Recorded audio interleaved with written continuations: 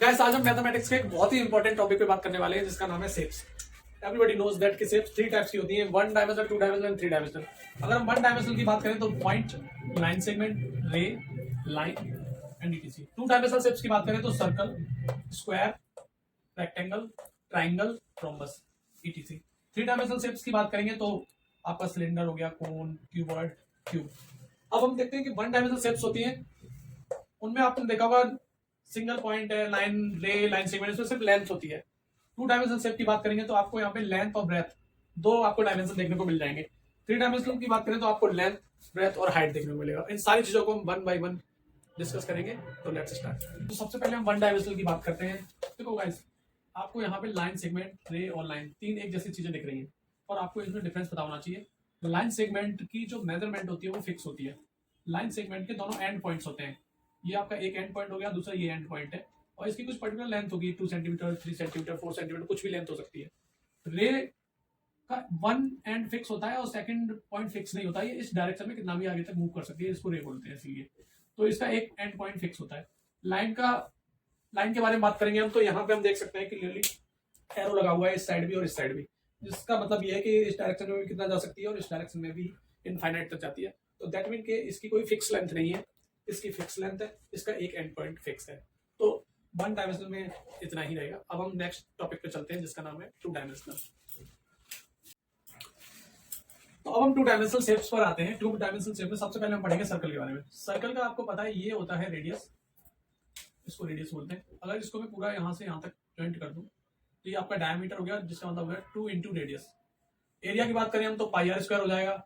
और अगर हम सर्कमफेरेंस की बात करें जिसको पैरामीटर भी बोलते हैं वो आपका 2 पाई आर हो जाएगा। अगले पॉइंट की तरफ बढ़ते हैं, स्क्वायर।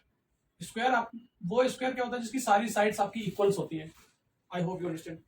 सारी साइड्स इक्वल होती हैं, मतलब ये अगर 4 सेंटीमीटर तो ये भी आपकी 4 सेंटीमीटर होगी, ये भी 4 सेंटीमीटर होगी। तो आपका जो एरिया होगा इसका वो होगा लेंथ इंटू लेंथ। अगर 4 सेंटीमीटर है तो 4 इंटू 4 कर देंगे तो 16 सेंटीमीटर स्क्वायर हो जाएगा। पैरामीटर की बात करें तो ये पैरामीटर की होती है 4 into L, 4 into L. Next हम चलते हैं रेक्टेंगल की तरफ। तो रेक्टेंगल में ये और ये दो साइड्स होती हैं जो कि डिफरेंट डिफरेंट होती है। सपोज ये 4 सेंटीमीटर है तो ये 3 सेंटीमीटर होगी। तो इसका अगर हमें एरिया फाइंड आउट करना है तो लेंथ इंटू ब्रेथ, लेंथ और ब्रेथ को मल्टीप्लाई कर देंगे, एरिया आ जाएगा। पैरामीटर की बात करें तो 2 bracket L plus B, bracket close, L plus B को ऐड करके 2 से मल्टीप्लाई करेंगे तो इसकी पैरामीटर आ जाएगी। इस पैरामीटर का मतलब होता है ये जो बाउंड्री है इसकी, ये इसकी लेंथ। और एरिया की बात करें तो एरिया होता है इसका ये।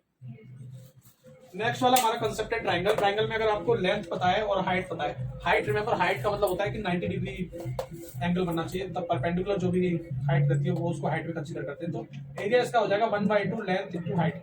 पैरामीटर की बात करें तो आपकी लेंथ, ये बी और ये कुछ भी है, इन तीनों को ऐड कर देंगे तो पैरामीटर आ जाएगा। नेक्स्ट कंसेप्ट की तरफ चलते हैं, रोमस। रोमस में ये आपकी डायगोनल्स हैं जिसको D1 D2 बोलते हैं। एरिया फाइंड आउट करना है तो D1 इंटू D2/2 और आपको पैरामीटर फाइंड आउट करना है तो 4 इंटू साइड, इसकी चारों साइड इक्वल है। रिमेंबर काइट की बात करते हैं। नेक्स्ट काइट में आप ये आपकी साइड्स इक्वल होंगी और ये इक्वल होंगी। तो अगर इसका एरिया फाइंड आउट करना है तो आपको पहले इसके डायगोनल्स फाइंड आउट करने होंगे, D1 इंटू D2/2 और पैरामीटर 2 इंटू A+B। ट्रेपेजियम की बात करते हैं तो इसकी हाइट, ये एंगल रिमेंबर हमेशा 90 डिग्री होना चाहिए। परपेंडिकुलर का मतलब ही यही होता है, हाइट का मतलब 90 डिग्री होना मैंडेटरी है। और इसमें अगर हम एरिया फाइंड आउट करेंगे तो A+B into height divide by 2। और अगर इसके पैरामीटर की बात करेंगे तो आपको इन चारों साइड्स को ऐड कर देंगे तो आपका पैरामीटर आ जाएगा। तो यहाँ हमने टू डायमेंशनल शेप्स के बारे में पढ़ा है। नेक्स्ट वीडियो की तरफ अब हम चलते हैं जहाँ पे हम थ्री डायमेंशनल शेप्स के बारे में पढ़ेंगे। तो चलिए अब हम नेक्स्ट 3D शेप्स की तरफ चलते हैं। तो इसमें हम 3D शेप्स में पहले हमारी शेप होगी क्यूब। क्यूब का गाइस एरिया अगर हमें फाइंड आउट करना है तो 6 इंटू ए स्क्वायर।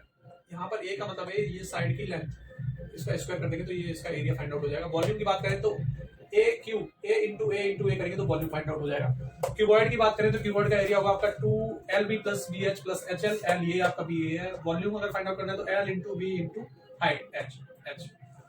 नेक्स्ट कोन की तरफ चलते हैं। कोन का एरिया होगा फाइंड आउट करना है तो आपको कैसे करेंगे, पाई आर एल प्लस आर। और वॉल्यूम फाइंड आउट करना है तो 1/3 इंटू पाई इंटू रेडियस का square into H। Next cylinder के बारे में बात करते हैं तो एरिया इसका होता है 2 पाई आर ब्रैकेट में आर प्लस एच। वॉल्यूम की बात करेंगे तो पाई आर स्क्वायर एच।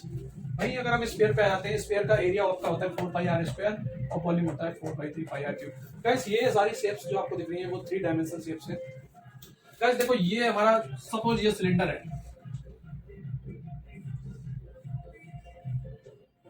ये आपका सिलेंडर है। वॉल्यूम का मतलब होता है कि इसके अंदर टोटल कितनी क्वांटिटी को होल्ड कर सकते हैं। सपोज इसके अंदर अगर हमें वाटर अगर हमें फिल करना है तो कितना वाटर फिल कर सकते हैं, तो that is comes under volume. अगर सरफेस एरिया की बात करें तो इसका मतलब होता है इसका जो, इसको सपोज हमें इसको पैक करना है तो कितना रैप पेपर चाहिए होगा, तो हम इसको पूरा कंप्लीटली सरफेस को कवर कर सकते हैं। तो सरफेस और वॉल्यूम में। तो गाइस इस वीडियो में हमने 1 डायमेंशनल, 2 डायमेंशनल, 3 डायमेंशनल के बारे में समझा है। अगर आप कुछ भी फाइंड आउट करना है, सपोज अगर मैं आपको ये स्फीयर है इसका वॉल्यूम फाइंड आउट करना है, सिंपल आपकी रेडियस की वैल्यू उठा करके यहाँ पुट कर देंगे, लेंथ दे रखा है, लेंथ ब्रेथ दे रखा है, एलबी की वैल्यू पुट कर देंगे तो आपके एरिया और वॉल्यूम ये सारी चीजें आसानी से निकल आएंगी। तो मिलते हैं गाइस नेक्स्ट वीडियो में। आई होप आपको ये सब समझ आया होगा। जय हिंद, जय भारत, अपना ख्याल रखें, बाय।